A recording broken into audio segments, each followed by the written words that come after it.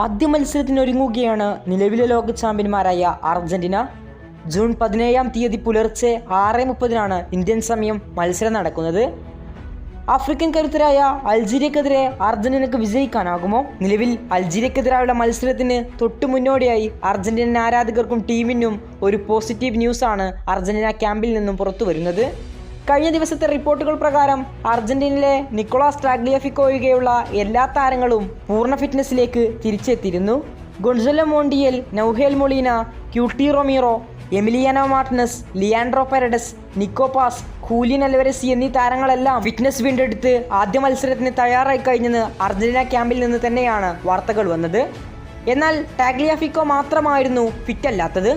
എന്നാൽ ഇപ്പോൾ വരുന്ന വാർത്തകൾ അനുസരിച്ച് നിക്കോളാസ് ടാഗ്ലിയഫിക്കോയുടെ കാര്യത്തിലും അർജന്റീനക്ക് പോസിറ്റീവ് ന്യൂസാണ് വരുന്നത്. സൂപ്പർ താരം ഇന്ന് അർജന്റീൻ ടീമിനൊപ്പം പരിശീലനം നടത്തി. വിത്ത് ബോൾ പരിശീലനമാണ് അദ്ദേഹം നടത്തിയത്. എങ്കിലും താരം ആദ്യ മത്സരം കളിച്ചേക്കില്ല. കൂടുതൽ മത്സരങ്ങൾ പുറത്തിരിക്കേണ്ടി വരുമോ എന്ന ആശങ്ക ടീമിനും സ്കലോണിക്കും ഉണ്ടായിരുന്നെങ്കിൽ അതിനൊരു മാറ്റം വന്നിരിക്കുകയാണ്. രണ്ടാം മത്സരം മുതൽ നിക്കോളാസ് ടാഗ്ലിയഫിക്കോ അർജന്റീനയുടെ റൈറ്റ് ബാക്ക് പൊസിഷനിൽ ഉണ്ടായേക്കുമെന്നാണ് റിപ്പോർട്ടുകൾ. ഇത് അർജന്റീന ആരാധകരെ സംബന്ധിച്ചിടത്തോളം ഏറെ സന്തോഷകരമായ കാര്യമാണ്. കാരണം വേൾഡ് കപ്പിന് അർജന്റീന മത്സരങ്ങൾക്ക് ഇനി മണിക്കൂറുകൾ മാത്രം ബാക്കി നിൽക്കുകയായിരുന്നു താരത്തിൻ്റെ പരിക്ക് സ്ഥിരീകരിച്ചത്. എന്നാൽ താരം പുറത്തു പോയേക്കില്ല. രണ്ടാം മത്സരത്തിൽ തന്നെ അർജന്റീനയ്ക്കായി കളിച്ചേക്കുമെന്നാണ് റിപ്പോർട്ടുകൾ സൂചിപ്പിക്കുന്നത്. കൂടുതൽ ഫുട്ബോൾ വാർത്തകൾക്കും വിശേഷങ്ങൾക്കും വേണ്ടി ചാനൽ ഇപ്പോൾ തന്നെ മറക്കാതെ സബ്സ്ക്രൈബ് ചെയ്യുക.